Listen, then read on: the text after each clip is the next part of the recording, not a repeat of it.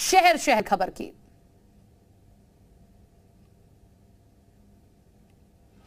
दस जून को हिंसा पर यूपी सरकार एक्शन में है। आरोपियों के खिलाफ लगातार बुलडोजर चलाया जा रहा।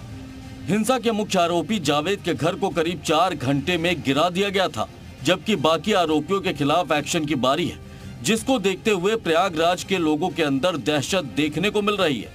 कई लोग कार्रवाई के डर से अपनी दुकानों का सामान बाहर निकालते दिखाई दिए।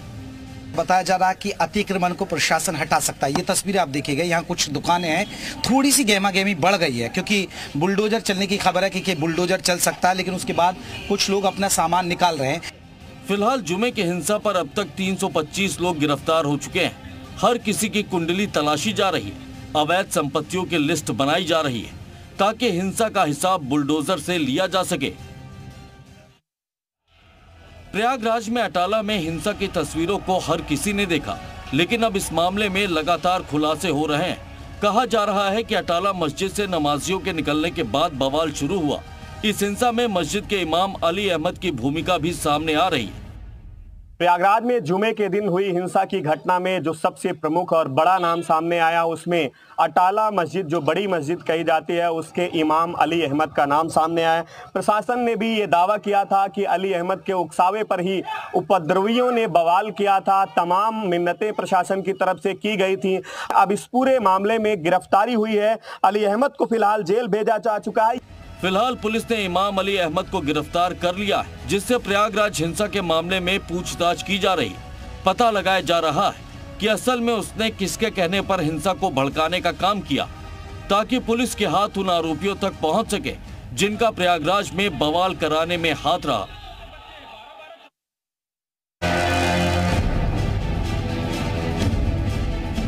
प्रयागराज में हिंसा में समाजवादी कनेक्शन भी सामने आया। दरअसल अटाला हिंसा में एसपी के पार्षद फजल खान का नाम भी शामिल है, जिसकी गिरफ्तारी के लिए क्राइम ब्रांच और एसटीएफ की टीम को लगाया गया है। इससे पहले फजल खान देशद्रोह के आरोप में गिरफ्तार हो चुका है। वहीं जुमे की नमाज के बाद शहर शहर में हुए हंगामे को लेकर सुरक्षा एजेंसियों की जांच में चौंकाने वाली जानकारी मिली है। बताया जा रहा है कि कानपुर और प्रयागराज हिंसा में बाहरी लोगों का हाथ था, जिनके लिए बाकायदा फंडिंग की गई और उनके जाने आने से लेकर हंगामा करने तक की पूरी प्लानिंग तैयार करके दी गई थी। फिलहाल जांच एजेंसियां फंडिंग की जांच कर रही हैं, ताकि फंडिंग करने वालों के खिलाफ कार्रवाई की जा सके।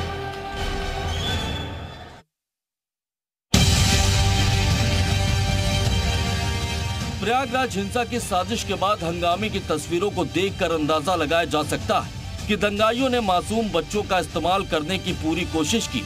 अब तक जो गिरफ्तारी हुई है, उनमें कई नाबालिग बच्चे शामिल हैं। एजेंसियों के मुताबिक मदरसे के छात्रों का हिंसा भड़काने में इस्तेमाल किया गया।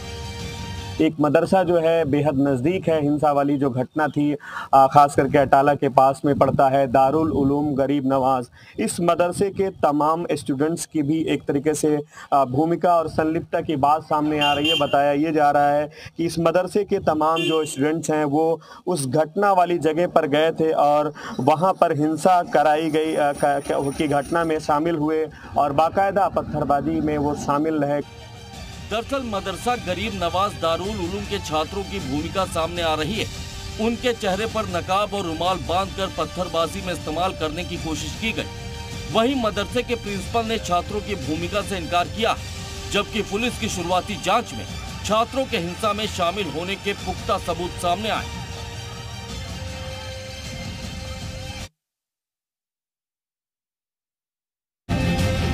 अम्बेडकर नगर के टाटा में जुमे की नमाज के बाद हुए बवाल और प्रदर्शन पर पुलिस एक्शन मोड में दिखाई दे रही है, जिन पर हिंसा में शामिल होने का आरोप है। अब उन आरोपियों की पुलिस तलाश कर रही है, इसीलिए चौराहों पर आरोपियों की फोटो लगाई गई है, जिसमें सैकड़ों की संख्या में आरोपी शामिल हैं। दरअसल इस मामले में पत्थरबाजी करने वालों पर पुलिस शिकंजा कस रही है। अब तक 34 लोगों को पुलिस हिरासत में ले चुकी है। बाकी आरोपियों की तलाश है, जिनकी तस्वीरें चौराहों पर लगा दी गई है। वहीं कानपुर के बेकनगंज हिंसा के मामले में उपद्रवियों को फंडिंग करने वाले बिल्डर पर पुलिस ने मुकदमा दर्ज किया। पुलिस के मुताबिक हाजी वसी समेत 5 बिल्डर का नाम सामने आया है, जिन पर हिंसा के लिए फंडिंग करने का आरोप है। इन सभी आरोपियों की कभी भी गिरफ्तारी हो सकती है। वहीं हिंसा के मामले में पूर्व एसपी नेता निजाम कुरैशी का जफर हयात से सामना कराया गया। दोनों पर बेगनगंज हिंसा में शामिल होने का आरोप है। इस दौरान करीब 40 मिनट तक एसआईटी और एटीएस ने दोनों से पूछताछ की।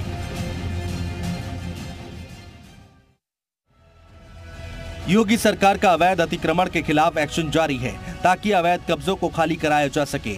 ये तस्वीर अमेठी के तिलोई क्षेत्र के इन्होना की है, जहां प्रशासन ने अवैध रूप से बनाई गई 23 दुकानों पर बुलडोजर चला दिया।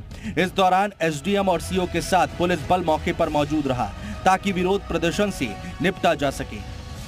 इस दौरान विरोध के सुर सुनाई दिए, लेकिन प्रशासन ने दुकानदारों को पहले ही खाली करने के लिए नोटिस दे दिया था, लेकिन हर किसी ने अनसुना किया, जिसके बाद प्रशासन ने दुकानों पर बुलडोजर चला दिया। आगरा पुलिस लगातार सट्टेबाजों और मारपीट करने वालों के खिलाफ एक्शन ले रही है। इसी तरह के एक मामले में वांछित गैंगस्टर फरीद उद्दीन के खिलाफ मंटोला पुलिस ने कार्रवाई की है, जिसके तहत ताजगंज के राष्ट्रीय अपार्टमेंट में फ्लैट की कुर्की की गई। डीएम सर के आदेश के अनुसार लगभग 38 लाख की संपत्ति इनकी कुर्क की जा रही है, जिसमें इनका ये पीछे दिखता हुआ फ्लैट है, साथ में 2 मोटरसाइकिल और एक इनका बैंक अकाउंट है जिसको कुर्क किया गया है। जिस फ्लैट को प्रशासन ने कुर्क किया उसकी बाजार कीमत करीब 38 लाख रुपए बताई जा रही है। इससे पहले शातिर अपराधी सनी कबाड़िया और तेल माफिया नीरज के खिलाफ भी कुर्की की कार्रवाई की जा चुकी है। नोएडा में गोमांस तस्करों से पुलिस की मुठभेड़ हो गई है। इस मुठभेड़ में एक आरोपी गोली लगने से घायल हो गया, जिसके साथ 4 आरोपियों को गिरफ्तार करने में कामयाबी मिली है। फिलहाल इन आरोपियों से पूछताछ कर अन्य आरोपियों की तलाश पुलिस कर रही है। और ये शातिर गैंग के खिलाफ हम लोग सख्त से सख्त कार्रवाई करेंगे। आवश्यकता के अनुसार इसमें सख्त की कार्रवाई की जाएगी। इस कामयाबी के बाद पुलिस ने मौके से 1500 किलो प्रतिबंधित मांस बरामद किया है। पुलिस के मुताबिक आरोपी गाजियाबाद के मसूरी डासना इलाके के रहने वाले हैं, जो दिल्ली एनसीआर में प्रतिबंधित मांस की तस्करी करते थे। ज्ञानवापी मस्जिद विवाद मामले में आज सबकी नजर इलाहाबाद हाईकोर्ट की लखनऊ बेंच पर टिकी थी, क्योंकि ज्ञानवापी मामले की हाईकोर्ट में दायर अर्जी सुनने योग्य है या नहीं, इस पर लखनऊ बेंच अपना फैसला सुनाने वाली थी। लेकिन ये फैसला आज एक जज के न रहने पर टल गया। याचिकाकर्ता अशोक पांडे ने बताया है कि कोर्ट से समिति बनाकर विवादित आकृति की जांच कराने की मांग की गई थी। फिलहाल कोर्ट को यह तय करना है कि इस याचिका पर विचार किया जा सकता है या नहीं। दरअसल हिंदू पक्ष ज्ञानवापी मस्जिद में शिवलिंग है या फव्वारा, इस सच्चाई को सामने लाने की वकालत कर रहा है।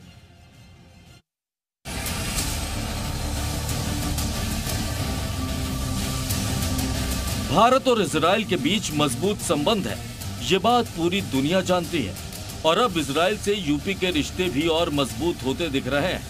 दरअसल लखनऊ में सीएम योगी के सरकारी आवास कालिदास मार्ग पर इजराइल से आए डेलीगेशन ने उनसे मुलाकात की। इजरायली राजदूत नाओर गिलोन की अगुवाई में पहुंचे इस डेलीगेशन के सदस्यों ने सीएम योगी को विधानसभा चुनाव में मिली जीत की बधाई दी, जिस पर सीएम योगी ने भी आभार जताया। वहीं अब आपको बताते हैं कि इजराइल के डेलीगेशन से सीएम योगी की ये मुलाकात क्यों अहम है।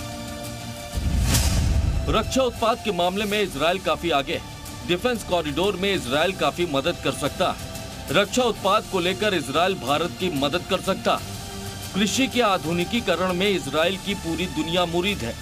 किसानों को पानी मुहैया कराने में इजराइल मददगार साबित हो सकता है। इजराइल की पुलिसिंग व्यवस्था दुनिया में सबसे मजबूत मानी जाती है।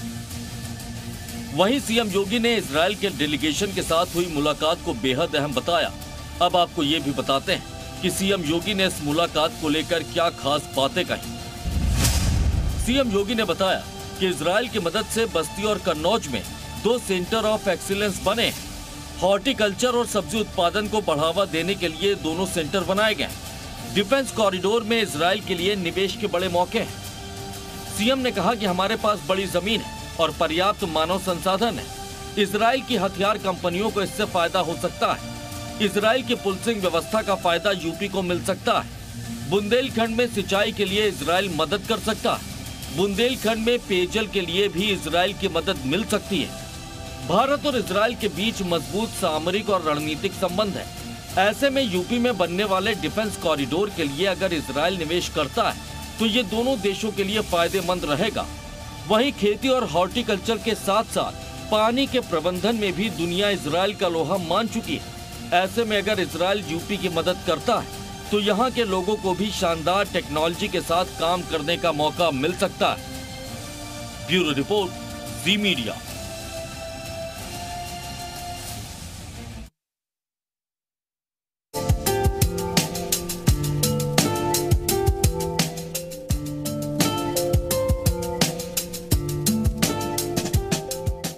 ये तस्वीरें बाराबंकी की है, जहां पर ये लहलहाते पेड़ कुछ ही वक्त में शिमला जैसा नजारा पेश करने वाले हैं।